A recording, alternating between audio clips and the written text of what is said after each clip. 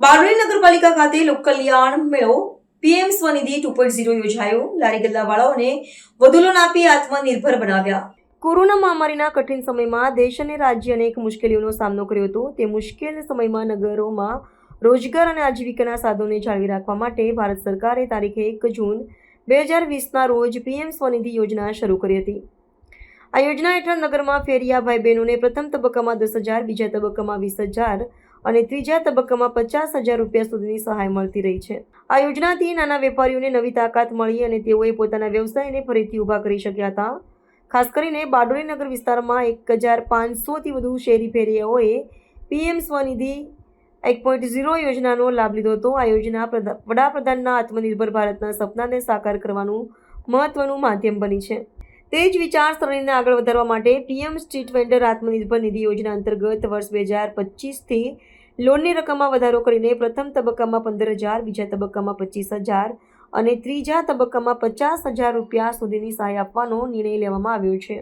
આ કાર્યક્રમમાં બારડોલી નગર સંગઠન પ્રમુખ અનંત જૈન, નગરપાલિકા ઉપપ્રમુખ વિજયભાઈ પટેલ, કારોબારી સમિતિ ચેરમેન જગદીશભાઈ પાટીલ, ચીફ ઓફિસર મિલન પલસાણા તથા નગરપાલિકાના તમામ ચૂંટાયેલા સભ્યો અને લાભાર્થીઓ મોટી સંખ્યામાં ઉપસ્થિત રહ્યા હતા તેવી આશા વ્યક્ત કરી છે। રિપોર્ટર કૈલાસ કુમાવત, બારડોલી। નમસ્કાર, બારડોલી નગરપાલિકા પ્રમુખ ધર્મેશભાઈ પટેલ। આજ રોજ બારડોલી નગરપાલિકા ખાતે લોક કલ્યાણ મેળાનું આયોજન કરવામાં આવ્યું હતું, જેની અંદર નગરમાંથી પધારેલા ફેરિયા ભાઈ બહેનો તથા નગરમાંથી ઘણા લાભાર્થીઓ આવ્યા હતા।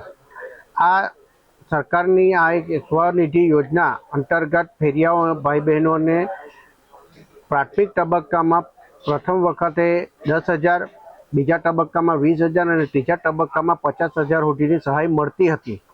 ખાસ કરીને બારડોલી નગરપાલિકાના વિસ્તારની અંદર 1,500થી વધુ ફેરિયાઓએ પીએમ સ્વનિધિ 1.0 યોજનાનો લાભ લીધો હતો। આ યોજનાથી નાના વેપારીઓને નવી તાકાત મળી હતી, પોતાના વ્યવસાય કરી ફરી ઊભો કરી શક્યા હતા। માનનીય વડાપ્રધાન શ્રી નરેન્દ્રભાઈ મોદી સાહેબના આત્મનિર્ભર ભારતના સપનાને સાકાર કરવા માટે પીએમ સ્ટ્રીટ વેન્ડર અને આત્મનિર્ભર નિધિ અંતર્ગત વર્ષ 2025ની અંદર યોજનામાં વધારો કરીને પ્રથમ તબક્કાની અંદર 15,000, બીજા તબક્કાની અંદર 25,000 અને ત્રીજા તબક્કાની અંદર 50,000 રૂપિયાની સહાય આપવામાં આવી રહેવાનો નિર્ણય લીધો હતો।